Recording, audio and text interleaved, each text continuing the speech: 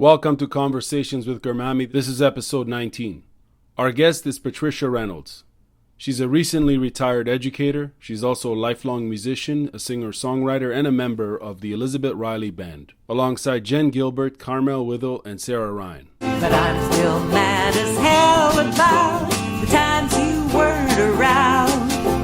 Out there honky-talking with every skank in town. Where'd you come from? Where'd you come from? Where you been? Where you been? How'd you get here? How'd you get here? Who let you in? Who let you in? That's the Elizabeth Riley Band, and that song is called Who Let You In off their album Felt Through the Bone. This album is available on iTunes. Check out their website for more information, www.elizabethriley.com. That's all one word, elizabethriley.com. Links to their website and music videos are available in the show description. So let's hear from Patricia. So you've just retired from Carleton. I have, July 1st. What's today? The 13th? 12th? 13th. How many years have you been teaching there? You know, it's odd. I find it hard to remember. I went in 95 to study and do my master's, and it took me 3 years working part-time, and I started as a contract instructor in the third year that I was there. So that's 98, I guess, 95, 6, 7, 8. Kind of 19 years there. Almost 20. Yeah, Cool. almost 20 there, first as a student, and it was so organic. First of all, there were some students came from Nunavut who needed a TA ostensibly to help with schoolwork, but most of it was orientation. They came in a rush. It was hard on them, and I did that for a combination of our department and law, because they went into law. And then the next year, ESP all of a sudden was looking for 2 or 3 new instructors, and I feel I was walking by the door at the appropriate time. Wow. Oh, you could do that. Literally, you were walking by the... You know, it's a good metaphor for being around, right place, right time. Timing, yes. And that's when Petra Yes. and I came on, and Beth was she first of all, she was the TA of another instructor who came on. That instructor didn't particularly groove with ESP. You know, it's a bit of a calling. And so she left, and Petra and I took over her classes, and Beth was my TA, which is really interesting. Doing the master's in linguistics program, ESP was very tightly aligned with Aviva Friedman, who created it, and other instructors from linguistics. So that's what I mean by walking by the door, you know. I was finishing up this master's, and the seat of ESP was in linguistics at the time. Can you tell us what ESP is? Just describe the program. And It's the Enriched Support Program at Carleton University, and it offers alternative admission to first year. So the motto is, if your grades don't reflect your ability, come and talk to us, which means that people who have irregular transcripts, maybe not quite the average that's being looked for, have been out of school for some time, that type of thing, can come into the university through us. We actually are separate from the registrar, although we collaborate with admissions and the university. But we have that. There are very few programs in the country that have this kind of power. Maybe there's 1 or 2. So very unique. So I feel very privileged and very lucky. This has all been a kind of right place, right time, and a great deal of luck.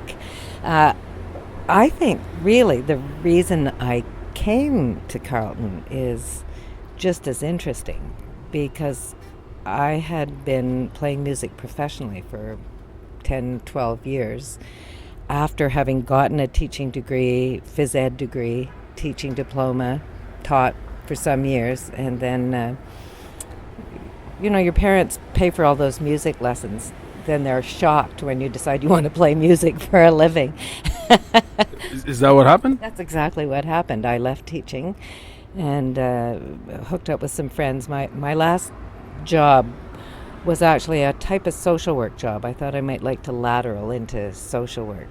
Teaching phys ed was starting to come to an end of that phase. I could feel it. And I worked at a place called Shawbridge Youth Centers, formerly Shawbridge Boys Farm, which is a treatment center for delinquent adolescents or wards of the court, which was an interesting mix. Right? And met some folks there who were looking to play full-time as well. So we started playing together. And that was about 10, 12 years later that I pulled out of that. Are you good here? Is the sun bothering you? No, We can, no, you sure? no. I like Okay. it's like spotlight. Yeah. You can't actually see what's Oh, you can't see? No? what's outside of it. Yeah, I can. Okay. It's just a joke. You know what spotlights are like, Yeah, right? yeah, It's of like you're course. in your own world at that Totally. point.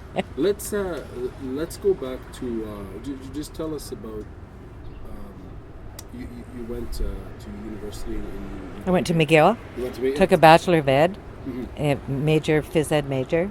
Are you originally from Montreal? Where are you from? No, well, born there, but at 6 my parents moved to Manitoulin Island. You ever heard of it?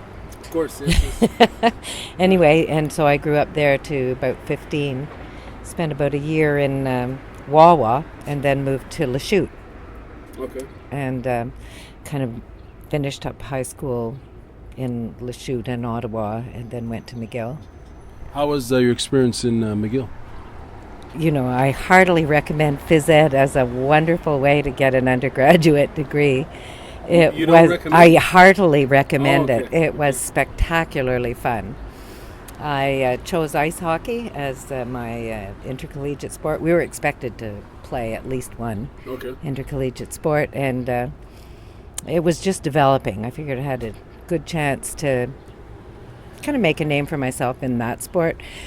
I had come from the country where there wasn't a whole lot of gym, so all the basketball players, they'd been playing since they were babies, and the volleyball players, and I went, I don't think so. Hockey was great. Played 4 years of intercollegiate hockey, and then got hired at McGill for my very first job in women's sports, and doing a variety of things, but to coach ice hockey. And then I was their first woman coach for many, many years. Wow. What position did you play? I was defense. Okay. I started out in goal and realized that I don't have that particular neurosis, or that, it's dangerous. It's really, really dangerous. Yeah. What were there? Was it very competitive? Was it very aggressive? We were as competitive as you could possibly be. We really, really were competitive. And there was something about hockey didn't have the status it has now. This was in the days where girls were still fighting to get on a boys' team because there were no girls' teams, and there was all kinds of resistance. And the women's leagues were still a bit tough type of thing. I feel we were breaking a lot of ground in that we were bringing the sport. Although hockey started at McGill, I think in the 20s, women's hockey. Okay, wow. Yeah, there's pictures of the gals in their skirts and their white skates. Really? Yeah, the year with that... the skirts on. Yeah, That's of cool. course. Yeah, Of course. They couldn't wear pants? They couldn't wear pants. Wow. And the year that I joined the league was the first year that it was mandatory to have hockey skates. Okay. So that was fun. I still have my skates. Are you still in touch with former teammates? Former phys ed mates. In fact, maybe about 3 or 4 years ago, we had a 40-year reunion. And of a graduating class of 26, there were 20 of us there, which is really That's pretty something, Yeah. with spouses. A few of them stayed in teaching. As I say, most people went on to other things. A lot of the boys went off into law and business, and everyone taught for a few years, and then realized that we were people who loved to be active, and we really liked moving around, and we really liked teaching, but we couldn't see ourselves with people sitting down. That was, you know what I mean? We were all united in that desire to have people be active. But after a while, I knew that I'd be trying some other things. What was on your mind after coaching? Social work, Okay. teaching phys ed and social work. I taught at McGill, and then I taught at the eastern in the eastern townships of Quebec, Massy-Vanier. Then I taught in Hearst, and then I thought, all right, I wonder what social work is like. And so I went to a job opening at Shawbird's Youth Centres for the summer, and I just stayed for about a year and met these people who were playing music. So that was the next 10 years, at least. It might be more. What was the draw to social work? What was the pull? Well, you know, that desire to do good and to make a difference in people's lives. And particularly that treatment-oriented residential setting. There were 6 cottages, and I like that. Our generation had seen all those experiments in treating youth, right? Warrendale as a school, and I can't even remember the name of the video now. It was really famous, and the fellow who made it just passed away. Oh my gosh. We'll finish this video someday. I'll say the name of the video, but it was residential treatment in a much different way than One Flew Over the Cuckoo's Nest. It was workers and youth all in there together, and I was really impressed by that and thought I might like it. But I didn't want to teach in that center. I wanted to be a worker, and probably would have gone on and requalified if it hadn't been for meeting these musicians.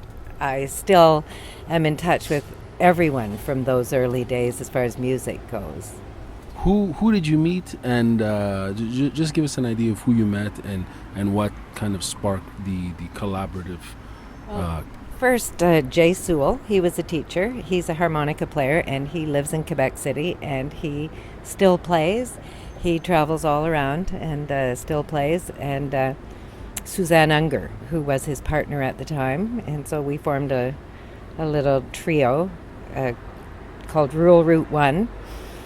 Then I moved up to Morin Heights, and that was where's that? Morin Heights in the Laurentians. Okay. You know Saint Sever? You've heard of Yes, Saint yes. Sever? Well, Morin Heights is about 6 clicks past. Okay. It kind of in set. It's not as flashy as all the other. And it was a huge folk center as well. A friend now, Penny Rose, had started something called Rose's Cantina. And anybody who hears this who is from the Montreal area knew Rose's Cantina. Players would come up from Montreal to play there for the weekend and, live in the country for a weekend. Danny Greenspoon was also part of the original, and Chris Rawlings. And they're all famous folk singers. Danny Greenspoon's actually a rather famous session musician now in the country. He, not so much on his own, but playing with Sylvia Tyson and, really, really good. So that was, but the reason I ended up there, actually, I jumped the gun, was after Shawbridge and starting to play music, I opened a restaurant with a colleague in Saint Sever, and it was a vegetarian restaurant called the Cross Carrots. And everyone came to Saint Sever for steak. Like, this was all so way ahead of its time in concept in Saint Sever. But it really was fun. Yeah. It really was fun. And then... what sparked that? What were you... It was a dream of Harvey's, and we had started going out together, and he's a phenomenal songwriter. I don't know if you heard our CD, Hotel Motel. He's the original writer of that song, and dozens of others. Fabulous songs. Is that on... it's on the CD, yeah. Okay. Felt Through the Bone. Mm-hmm. I think it's the third song. And yes, so that went on for a bit. I think I would have stayed at it. I really, really enjoyed working with the public. I was like the salad chef. Okay. And They got it, manger. and serving and all of that. But Harvey was an amazing social worker, and he decided to go back to social work. Okay. And but that we would play together. So we had a really lovely folk quartet. It ended up Reynolds, Lemon, Lang, and Caron. And we made a cassette at the time. What's that? Exactly. I have to think through all the technologies, yeah. And, it was wonderful up in Laurentians. I really, really liked it. What was the name of the band? Lang? Reynolds, Lemon, Lang, and Caron. Then Caron moved, so it was Reynolds, Lemon, and Lang. So Reynolds, Lemon. Lemon, and Lang. Yeah. What kind of songs did you guys? So what were you guys singing about? What?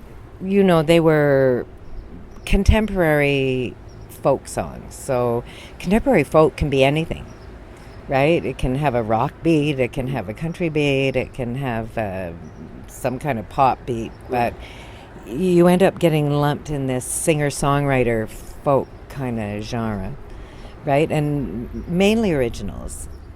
What were you guys singing about? Oh my God. Well, Hotel Motel is about a teenage stripper in a bar up in Prevost, I believe it was, called the Bar Alcazar.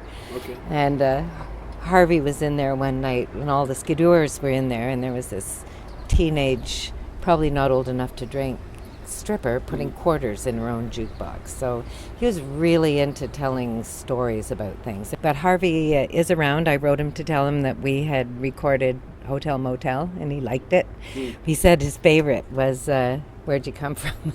He said that song is you, and it's really fun. So that song is you, as in that me. Song. Oh wow! It's you in what? I didn't ask him. I just, it's just a type of comment. Well, you say, okay, this is authentic. This is, it's not unthinkable that I'd say things like that. It's a Patricia song. I think that's what he was saying, yeah. So those were very rich times musically, I have to say, really rich. What did it mean to be a musician for you at that time in your life? To be creating, to be singing, to be... Well, like I say, when your parents have you take music lessons from the time you're 6 and you're sitting there practicing, in my case, in order to make it work, I'd put a crowd behind me. So like it just visualize a crowd. Well, yes, they had to be there, or practicing was a bit boring. Right. So so it felt like, well, I'm supposed to do this, right? For some reason or other. I don't think I was all that great either. I have gotten a lot better over the years, and I realized all along the way my goal has been to get better. I think I had some absolutely fabulous opportunities, and I'm kind of a shy person around self-promotion. Why is that? I don't know. I actually think it's attractive. Well, what is attractive? To be, to not self-promote. No, but I mean, like in terms of, as far as promoting, booking, getting gigs and so on and so forth. Did you have a manager? Well, what? All sorts of things. Because after I had an attack, actually, of wanderlust. So I left Morin Heights. I left everything and moved to Montreal. And then I played alone for years. How many after years that? roughly? 8. Wow, okay. Like alone. I played in Montreal. I had played on Peel Street for a year. Other folk gigs. I did several major festivals. The Winnipeg Folk Festival twice. And then you can kind of fall into a thing where it's fine, but if you're playing bar folk, then you begin not playing your originals. You can earn a lot of money, but you're not playing your originals. At that point, and it hit me, I went to Bermuda quite a few times to play, and one day it really hit me in the Bermuda Triangle. Your life is kind of dedicated to getting people to drink more. If you come right down to it, like you're having fun and they're having fun, but where's the beef type of thing? Where's the bigger purpose? Yeah. And so then I was about 35, I guess, 36. Can you tell us about that experience, if you don't mind, in the Bermuda? You were in Bermuda? I was in Bermuda. It's the Love Boat as an island. Okay. the economy is tourists, Mm. right? The Mhm. economy is completely tourists. Sure. I was playing in Hamilton every day. A massive tour boat, like those big tour Sure, boats, yeah. would come in, Titanic. and people, thousands and thousands of people, would pour into the streets of Hamilton. Okay. And our place, the bar I worked at, had a good reputation. Had a good reputation for medium-priced food, and always that there'd be some kind of entertainment. It was always solo, and that it would be okay. And kind of ran into the American concept of tipping. Like after a few days, someone came in from another club. You know, people come in and go, "Who's the new act?" And they go, "Where's your tip jar?" And I went, "What?" And they said, "Go and get a goldfish bowl and put it there. People tip here." Okay. While I was there, I had, up in Laurentians, started doing transcendental meditation back in the day. Wow. Many of us did, right? Like the floating. No, we never floated. It was just a mantra that you... Okay. And I had a friend, and I didn't have much money at the time. I didn't... How did you get into? What?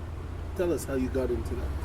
What? Well, it was the era. The Beatles had gotten in with the Maharishi, and word had gotten out that this is a really good method of meditation, that you can take it with you for life. I had no intention of becoming an instructor or anything like that. Sure. So I acquired my mantra and meditated twice a day for years and years and years. I think it contributed to my luck, and not going under in the industry. You know what I mean? You can go right under just with the life. This life can start to appear to be more than it is. You can drink too much. You can... The lifestyle. The lifestyle, Right. yeah, absolutely. And you're on your own, and this is what you do. You work for people to drink. But I ran into Dr. Emily, who ran a center for transcendental meditation there, and she became a good friend and a bit of a mentor. And the air and the Bermuda Triangle is a very special place. You can just tell when you're in it that it's powerful. And one day I had an auditory hallucination in the bar, and it was stop drinking on the job. Like I heard it. I looked around the club to see if anyone else had heard it. So I did. And within a month I was out of the business practically. It was like, really? I mean, this is what I do for a living. I have a teaching degree, whatever. But I did have the opportunity to get another job, and it was 6 months in Hong Kong.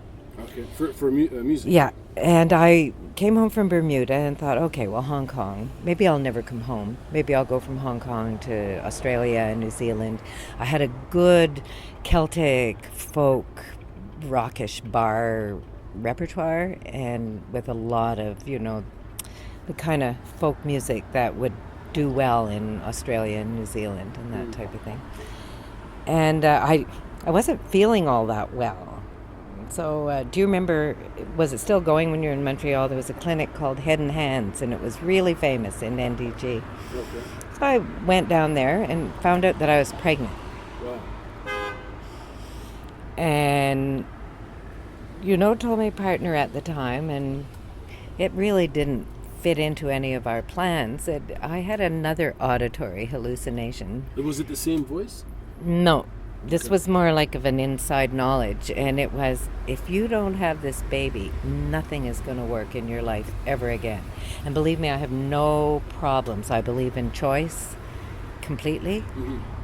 And I went, well, I have no idea how this is going to be, but in fact, my partner had a similar kind of thing. We had no excuse beyond selfish, not ready. Right. And everything changed. Everything changed. Within a year, I was teaching again in Wemindji in northern Quebec.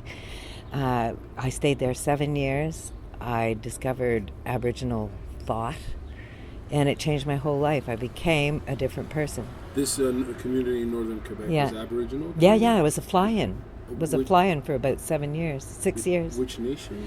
Cree. Cree, okay. The James Bay Cree of Quebec. Okay. The Hydro Dam Cree. Right. Right? And that was fabulous. And I taught music there. I taught English and music, and developed choirs and developed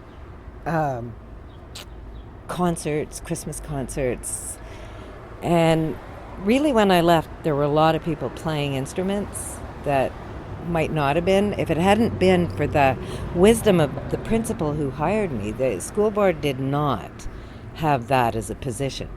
They didn't have music as a position. Oh, so you were just hired as an English teacher? Yeah, and she juggled it and created hours and that kind of thing so that there could be a music program as well. And it was really neat to see that the music didn't stop. In fact, it got a lot richer. It got a lot deeper. This was with real people and real children and real adults. We had a ladies' choir called the Eskona Gomusuts, which is ladies who sing, and that was new. And people kind of chuckled, but we made a CD of Christmas songs, and we'd actually gotten really kind of okay in the time, and I played at the evening service of the Anglican Church with the English service, and it was my calling card into the community. I was involved in the community. Did while you were there, actually, can you describe the community and how it was, and then tell us whether or not you ever had an urge to go back and to your performing days? Never to the urge to go back to performing, because I felt as if I was still performing every time a group of students got on stage. You had your audience. They were performing, and our choir was performing, and I was singing at church, and occasionally playing for the older Cree, monolingual Cree women's choir in the morning. And that was fine. And back to teaching, realizing teaching's quite a performance as well. I was a lot stronger as a teacher, having done all that performing, It assisted you? A lot. It was just like, this is a show as well, right? It really is. You come at it, you come at it with all your heart and soul, and really work at trying to get better at it. And if something isn't working, you work on yourself, like what is it that you're doing that isn't working? So performing never ever stopped. The community was of about 1,500 people or 1,200, with only half of that in the community any time. It was completely traditional in many ways. So a lot of the people spent their lives in the bush at their camp, and they might come in the summer for a couple of months, and they'd come in at Christmas time. A lot of kids would, particularly kids who were a bit troubled, then it was like they would go to the bush with their grandparents, and they would really work for them to have that life. Skidoos, there, like you could drive in a circle to the dump and the airport. That was it. That was about 2 or 3 clicks. So everyone had skidoos, and we had a four-wheeler. This is a really isolated area, yeah? Well,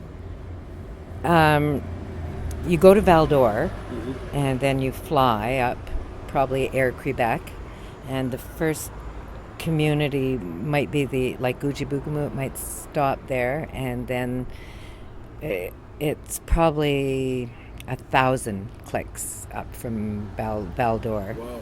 There'd be Waskaganish, and then East Main, and then Wemindji. Paint Hills, it was called. Or if you went to school in French, it was Nouveau Comptoir. And then Chisasibi, or what was Fort George. And that was at the top of the James Bay. We were the one community down from the top. So it was wilderness. I loved it. I realized I'm the type of person who likes to be right downtown or out in the bush. I don't have any in between. I guess you don't like suburbia? I don't think it'd suit me all that well. Either access to nothing or everything. How was that transitioning from the party lifestyle, the performance lifestyle, to living in an isolated community, still being involved with music, obviously teaching music and education, and I'm sure probably aspects of social work as well through those. Aspects of everything, really. It was a small enough town. Well, having a baby, everything snaps into a different gear, right? Everything. It was no longer my career. It was the baby's Sure. well-being, Right. and my well-being for that, and my partner's type of thing. So the hardest thing was just realizing when I was down in Montreal, looking at myself in a mirror, I'm not going to get hired by any school board. Why? Well, you just have that look, It takes a while to get it out of your What look? system. Tell us. Well, you know musicians probably who are playing all the time and who live at night and who go to bed at 5 in the morning. Those are the cool teachers. Come on. Well, yeah, but the school board isn't going to see it that way. Really, you're saying? I was saying that I was really worried about going for interviews, right? Really, really worried. And I saw an ad in the paper that said, do you like adventure? Do you like teaching? Try teaching for the Cree School Board in northern Quebec. And I looked at my husband, I guess then, and said, we're going there. Just like that. We're going there. Just like that. I knew it. I knew we were going, and I knew It was a pull. it was going to happen. It was just really bizarre, one of those certainties, and afterwards, like, I forgot. When I went through the interviews, I was like really nervous, but what I knew was I was not going to look in any way different than many of the other non-Indigenous people who escaped to the north. Right. In fact, when I got there, I was like kind of in the middle. There were some really eccentric characters. How can you describe their eccentricities? I remember maybe one of my first or second staff meetings, there was a very eccentric character who all of a sudden stood up, threw the table over, and walked out and down the hallway screaming, and all the students who had detentions were all lining the hall. So Wait a minute, this was the teacher? yeah. So, Buddy just snapped and Just pitched the table over and went screeching down the hall with the F word, and all the students who were in detention were lining the halls and on the benches, kind of giggling. So I thought, I'm going to fit right in here. This is going to be okay. We had an expression called taking the rubber plane. Okay. What I does had that mean? I had one colleague who looked at a class one day and said, I am out of here, left the class, walked to the airport, got a ticket, got on the plane, and had his stuff shipped. That was called taking the rubber plane. You know what I mean? People who just had cabin fever, who became overwhelmed with what's not easy. It took me about 3 years to realize where I was. And, for example, people in Canada pretty much know Aboriginal people have a special relationship with the land. So you know that in your head. If you're not tribal, you have no idea what that means. Or if you've had a farm, maybe. But you don't know. And I had this one really big kid who never said a word, who was very traditional, and every essay that he wrote was about going hunting or going fishing with his father. And I really enjoyed them because I couldn't believe how long he wrote, right? And I was really happy to get any writing at all. I remember I had one colleague who said, I don't let people write about the land anymore. I'm bored. And I remember thinking, you should be gone from here. You should be just gone. That is so wrong. But, whatever. So anyway, one day I was reading discussions about how he felt out on the land, and all of a sudden I kind of felt my feet growing roots into the land. I began to marginally understand what it meant to have that relationship to the land. And I found that so attractive, so deep, right? Of course, every community, every small town has problems, and people talk a lot about Aboriginal people's problems. But the other things that don't get talked about, what's contained in the language, the ideas that are contained in the language.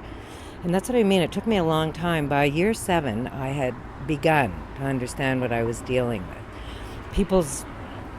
Students writing, they would go, well, my father took me out to the cabin, and at the cabin we were, and every line picked up the next line. And gender was really fluid, he, she, a lot of things like that. And it was never really explained to us in a linguistic fashion. Finally, some people started talking to me about the language, and I asked questions. There is no gender in Cree. There's no he, she.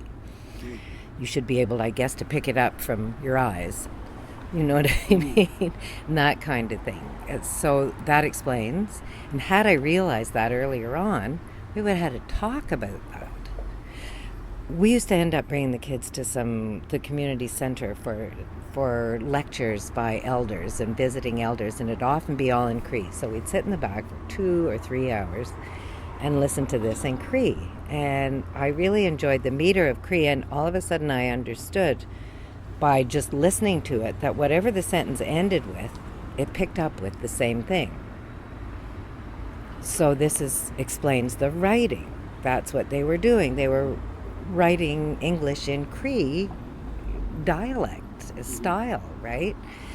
And I thought, well, that really helps as well. It gives you something to work with, to understand why they're writing like that, why they're not picking up from their reading how to write. Well, Cree is their mother tongue. This is ingrained in them. Can you give us an example of that when you say following one sentence? Well, I was trying to, in a sense, but saying, well, my father and my uncle went to the cabin, and my father started telling a story. My father started telling a story about these 3 boys who went fishing and down the lake, and a wind came up. A wind came up down the lake. Do you understand? Yes. And for an English teacher, that's why you're repeating. You don't have to do that. Just drop this and drop that. Why isn't it sinking in when I correct it on their paper, right? Do you know what I mean? Yes, it was taking a while, and thinking, well, you read, right? You learn to write from your reading and from what you hear. Oh, well, they're not hearing any English except on the TV. The ambient language of the village is Cree, so they're not hearing that much English. So it's not, and they didn't have early literacy in Cree or English much. So this is not automatic. And something called Cree Programs started, which was based on what I found out later. I studied later to find out what had been going on there at Carleton, which was based on the theory that if a child is literate in their mother tongue, literacy in the second language is a lot easier. So I was beginning to realize that they were at a tremendous disadvantage. And then I started learning about the language itself. Most Aboriginal languages don't have nouns, really. Okay. They don't have nouns. They have an action happening to a something. That's massive. English is this is a that. The hat is in the box. Well, for a Cree would be wondering, well, what kind of box and whose hat was it? And why was it in the box? Because that would be built into the sentence. So English is really static, nailing things down in place, whereas everything is in movement in the bush and in Cree language. Everything's moving, nothing's staying the same from day to day. And that was an epiphany for me. But you had this epiphany after you left the community, or when you were at No, I actually had it starting about year 4. Okay. I didn't have the kind of training that would help me do a lot with it, but we had the freedom, and I started doing it, only having students read Aboriginal authors, only Aboriginal authors, some stuff in dialect, some plays in dialect, and things got a lot better when I stopped trying to teach To Kill a Mockingbird and, the Diviners. And What did you pick up some Cree? a little bit, yeah. Sheesh, I'll tell your mother. And seeing as she was probably in my choir, that was a real possibility. I got a lot of traction by becoming part of the community. Right. A lot of people kind of stayed expatriate, kind of in their own area. Sure. But someone told me on the way in the best way to have a good time and not be subject to certain political whims, is to become part of the community in whatever way you can. So music worked really well in that way as well. You know, it really did. Did while you were there, did you think, were you guys planning on staying there for 7 years, or was it just take it year to year? What? It was year to year. Because I mean, 7 years is a long time. It You is a clearly long time. enjoyed It your was time the there. longest time I'd ever spent Mhm. teaching. And I was really developing roots, the pace, which was very active, but still really different. And then I began to realize that my son, Jeffrey, he was like more computer oriented, cerebral, watching old movies and dissecting them, that kind of thing, and thinking, I don't think when he hits 10, 11 that this is going to be so much fun for him. The ticket in was sports, and everybody played sports, and people who were kind of geekish were, I mean, he would have had to work hard to be accepted, and I couldn't bank on it. So all of a sudden I realized, you know what, like, he deserves a crack at interacting with his own people. Sure. When you guys were there for 7 years, you would visit. You would go to Montreal. We had 3 trips a year. a year, and well, we moved out of Montreal, so we'd visit Right. my parents or my ex's parents, type of thing, in Manotick. So we would visit. We stopped coming at Christmas time. It was just too exhausting, and after all the teachers had left, the village turned into Cree land, and it was great. And if you were part of that, you really saw and felt a whole other part of what the community life was like. Christmas was really fun. People bringing presents and toboggans, skidoos with toboggans full of presents zipping all over town, because Did it feel like a different country? it felt, well, no, it felt like Canada. I Yeah, come from the north. Right. I guess the northern culture and the northern, Yeah, I already come from the near north, right? So this felt like essence of north. But what it was this is what Indigenous is about. Anybody who thinks they know, like me, no. And I grew up on Manitoulin Island. I had an agenda that I didn't even know about. If you grew up in the 50s in Canada, 40s and 50s, late 40s, 50s for me on Manitoulin, which is an Aboriginal center, there Ojibwe was, community. yeah, Ojibwe Odawa, students were still being sent to residential school, Oh, yeah. right? Out. People were becoming enfranchised. Had you heard of enfranchisement? If you got a university degree, you lost your treaty rights for you and your family in perpetuity.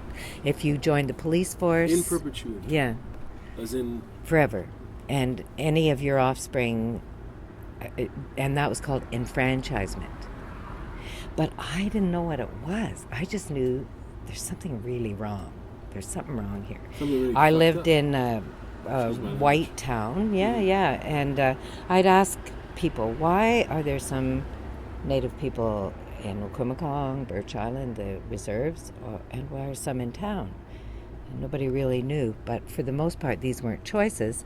These were Aboriginal women who married white men who lost their treaty rights for them and their children in perpetuity, whereas white women who married Native men could live on the reserve and got treaty status, or they had been in the war and lost their treaty status, or they gave it over for perhaps to be able to sign in at the LCBO or something like that, right?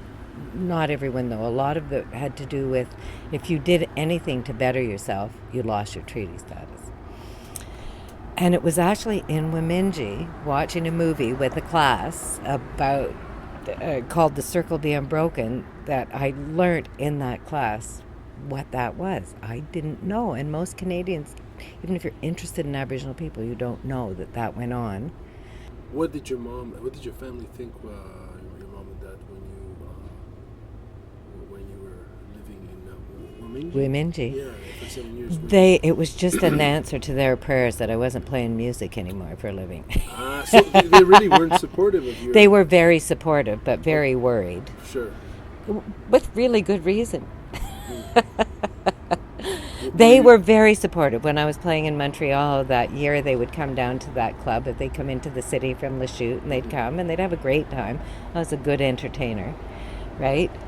But your dream is not that your child is playing in bars. It's they go to university, you help them go, and you hope that they do something. When you look back at those days, Patricia, the performing days in those bars and all the fun time, because it sounds like whatever. It's fun. Yeah, of course. What's your initial reaction to? It depends on the day. Really? Eh? It depends on the day. There's a couple, like I have a couple of those. What can you describe? What? Yeah. Is this going to make it to air? There was a bar in Ottawa called Molly Maguire's. Okay. It was on Rideau. Isn't and that still it's around? No, it's been torn down. It's a Loblaws or something, or it's where the Metro. No, Metro and the liquor store on Rideau. Okay. But it was a massive, and it was an army bar, largely airborne. It was known as an airborne bar, and it was largely Irish music. And I had a trio that played there, Riley and the Lynx, and we played there, regularly. Okay. And we played there one New Year's, and so there's a matinee at New Year's, and Lots of drinking? there was a lot of drinking, and then there was the night, and it was a great night. They sold a lot of alcohol. I was at the bar maybe just to go have a drink, and I ran into the owner and I said, "Oh yeah, how was New Year's?" He said it was great. He said, although I honestly don't think I've ever seen a performer as drunk as you were and standing and doing the job. Wow. I think that's really because I'm a woman. I think he's seen lots of performers who are drunker than me. Sure. But I think it was the female thing. Well, we were playing a kind of rockabilly version of Celtic, and so it had that kind of psychobilly edge to it. Like, my friends were, at that time, were all playing rockabilly or psychobilly, and they're all... Brian Downey, who's still playing here in the city, big band stuff. I remember him saying, "Why are they always trying to kill each other?" What does he mean by that? Well, it means they were fighting and drinking and jumping out of windows and... The spectators? No, all the rockabilly really people. Yeah, they were I'll... kind of the Gene Vincent kind of dark Billy. It wasn't that bebop stuff. It was the darker, the hardcore. Yeah, hardcore, like the mean Link Ray and that kind of thing. Okay. Yeah. So I was hanging out with those people. Wow. So I could see why your parents were. Well, they just suspected. They didn't know. They didn't come to those gigs, right? Okay. Yeah. I always chose what they would come to. And then I had a wonderful stroke. I opened 7 shows that were for Roy Orbison. I was the opening act. His opening act, this is my luck. His opening act got stopped at the border. And the person who was working for Donald K. Donald, you heard the name, he's still booking stuff around. Well, the person who worked for him was really good friends with my roommate and felt that he owed her one. So he said, "Okay, we'll get that act of yours," which was me, to open the show. Art Center, Place des Arts, arenas, Kingston, some Waterloo, that kind of thing. So you were touring all these Montreal, 7 shows, Kingston, right? 7 shows. Oh, 7 different cities. Yeah. Cool. And then that parlayed into opening a show for Leo Sayers and opening a show for Valdi. So, and at the end of it, it was just like, well, that's over. Like, that's something about self-promotion. I remember someone telling me, like, you should be turning this into your claim to fame. You should have an album, and you should be. And I remember thinking, you know what? Like, music is neat. You do it, and then it's over. I drive Carmel crazy. She really promotes the band, and the others really promote the band. I seem to be incapable. I mean, I can sit here and talk about it, but I find self-promotion really difficult. But it sounds like this, even back then you did. All the time. Yeah, entirely. Yeah, always did. But there's such great memories, and I have had such a great life, if you know what I mean. Like, I don't think there's anything that I wanted to do, particularly, that I didn't do. And something that I didn't want to do that I did. I had sworn I would never have a child. I was never going to have a child. So when I got pregnant, this is like, you know, there are people who have theories, psychological theories around vows. And that was a vow, right? And so everything changed. And I thought, wow, life would have been so much poorer without having this kid. I understand so much more, you know. Like going through, even as a teacher, I'm going through what the parents of my children go through. I had to go to parents' night. I thought, this is payback time, right? Like sitting there saying, well, your kid should do this and that, and thinking, oh my God, it made me so much more human. Thank you for listening to Conversations with Garmamie. Our next episode will feature part 2 of our interview with Patricia Reynolds. For more information, visit garmamie.com. That's GARMAMIE.com. GARMAMIE.com.